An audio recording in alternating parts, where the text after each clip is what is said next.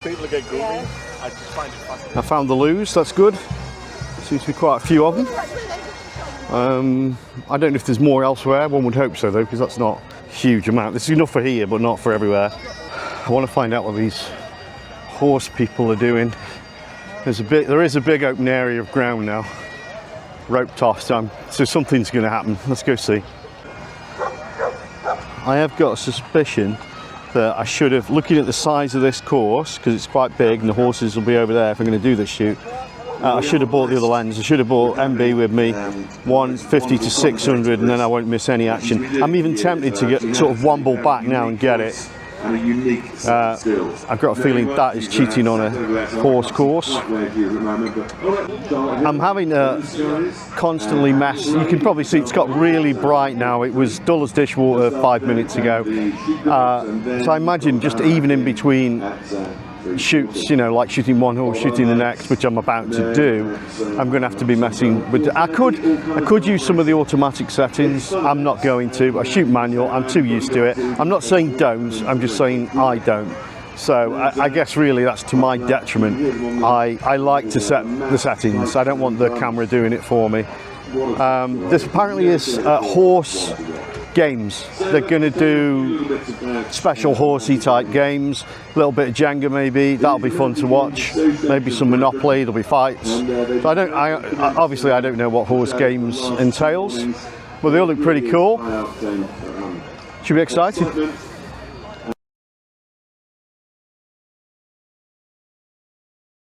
I've decided to go and get my lens, the big lens, because I don't want to be wandering to and fro.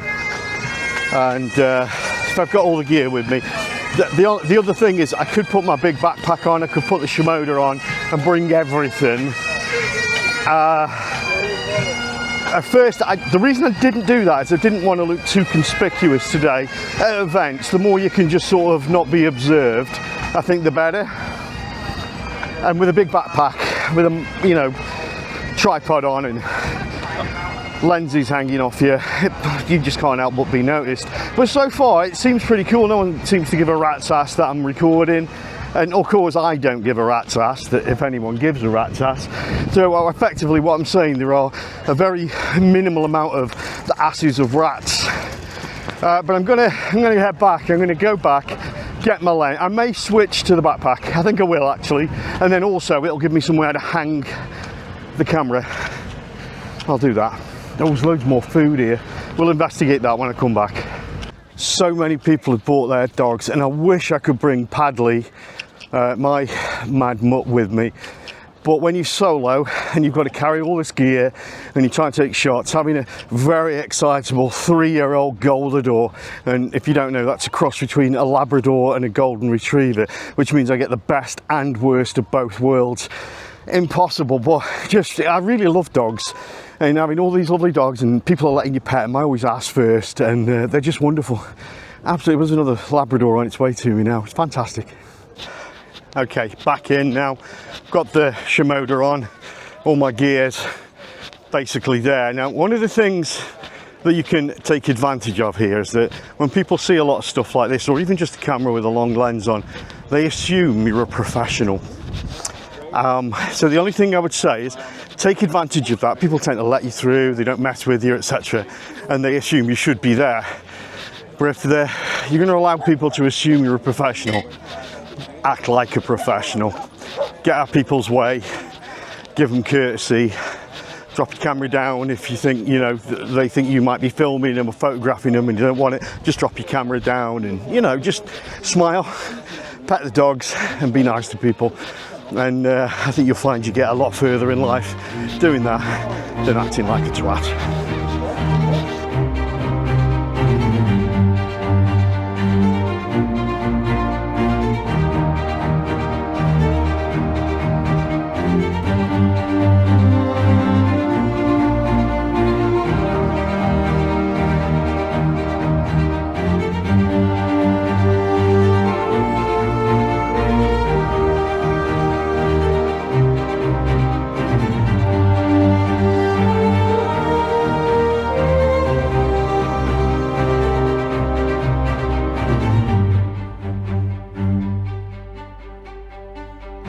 There really is a lot of food stands, like from all over the place. It's like a proper artisan food display, and there is a lot. So again, I'm pretty sure I'm going to faint at the prices, but the diversity of food is phenomenal. So for example, if you would like a pastry with a salad, it's 12 quid. Nah, I don't want that.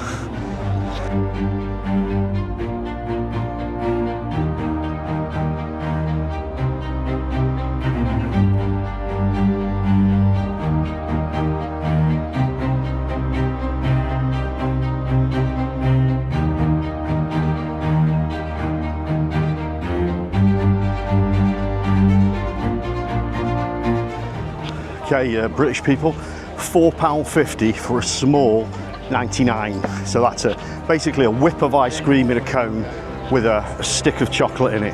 £4.50. That's daylight robberies. They should be wearing eye patches.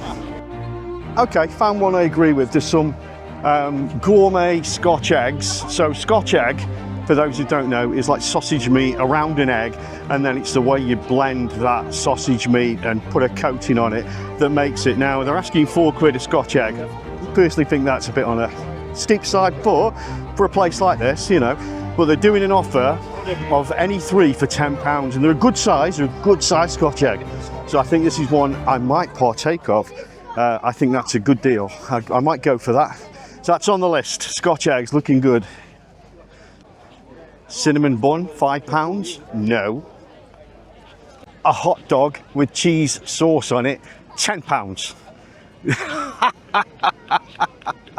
I'm back at the horse game thing, so I'm going to break out a big lens and we'll try and capture some of these young people on magnificent horses. See what we can do.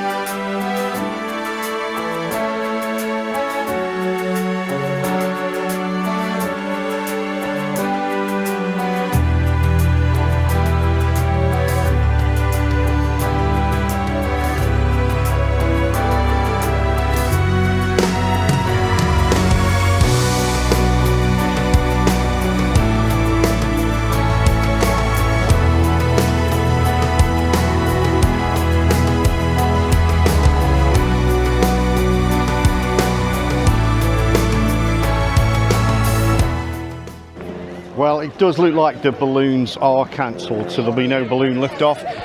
I can't say it's not disappointing, but as soon as I saw the weather forecast, I was pretty much convinced that it was not going to happen. And you know what? You pays your money, you takes your chance. I chose to shell out for this, and that being a kind of big part of what I wanted to do. So I can't knock them for that, and you know, safety first and all that kind of thing. And I've got to say, so far, I enjoyed the horse games. It was new for me, and I thought it was quite fun watching that. Got some good shots, I think. But the rest of what I've been walking around, you can see this behind me, is just massive rows of stalls. It's like a big craft fair, which you wouldn't really pay to go into. You know, this isn't free stuff. It's people selling their wares, and I don't really think shelling out 35 quid to go shopping, and especially, you know, with the cost of the food here, I don't know. Right now I'm not feeling it.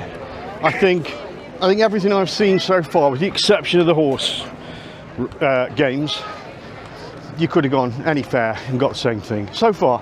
But you know, I'm still going to be here for a while. This is a huge array of shops.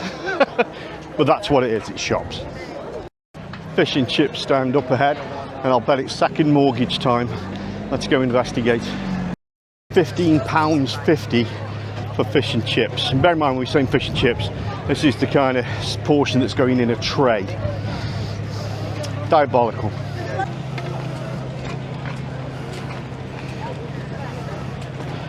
I've got a make a confession. This kind of stuff really, I love it. This is very cool for me. Please don't judge. I love this stuff.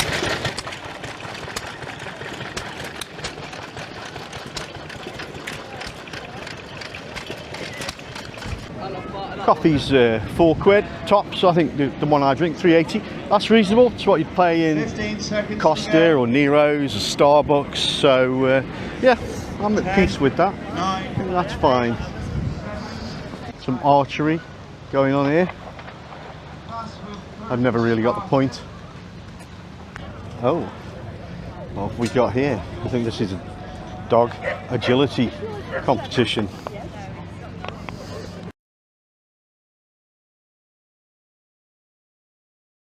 Looks like there's a horseshoeing competition going on. Draw on the Always Stand, you can win one of their Helios rods and fishing. A day's fishing for 3 people on Fishing your local competition trout water. In a, but I don't know if I think maybe it's not a fishing competition actually. Maybe it's just how to fish or something like that. I know how to fish. Essentially, fishing is finding the place where the stupidest fish will be, and that's the competition. Who will find the biggest, stupidest fish? Yeah, this is not for me. I'll tell you what, this fishing area is really busy. It's a bit of a shock. There's tons of people. I guess fishing is a big deal in the UK still. I kind of thought it was, you know, just reserved for very sad men, but no. Fair play to you fishing people. Get your poles out. The Derbyshire, or is it Rural Crime Department, making sure all the wildlife are getting the correct pronouns, which is good. Oh, no way. No way.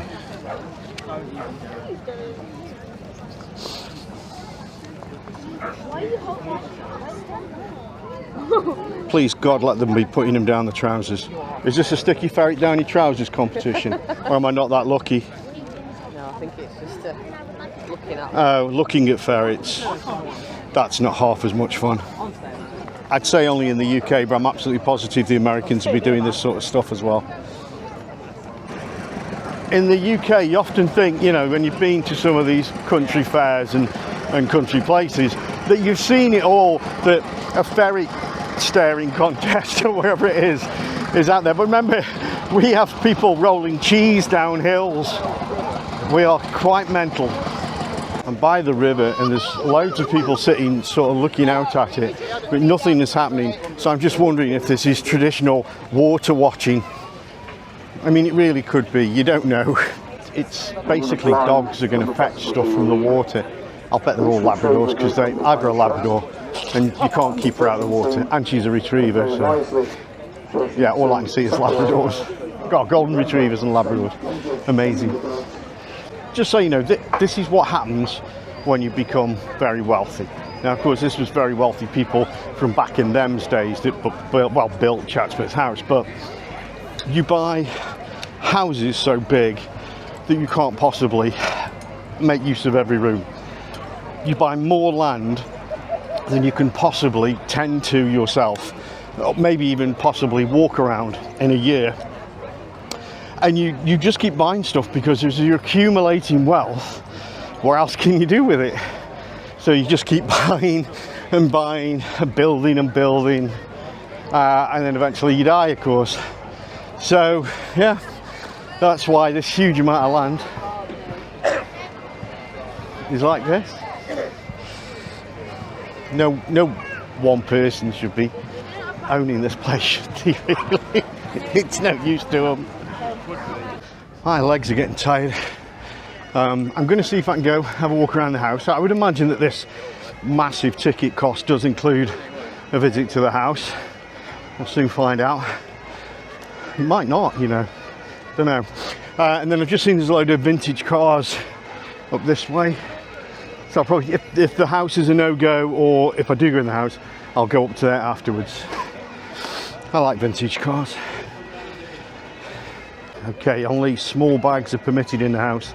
So that's me right out, so I'm going to have to leave the big bag in the luggage room, apparently. That's going to be exciting.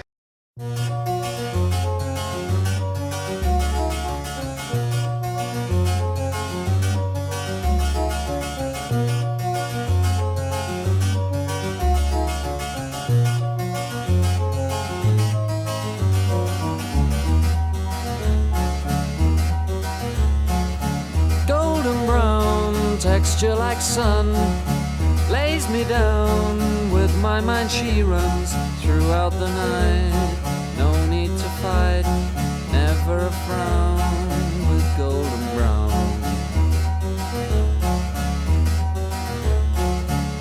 Every time, just like the last, on her ship, tied to the mast, to distant lands, takes both my hands, never a frown, with golden brown.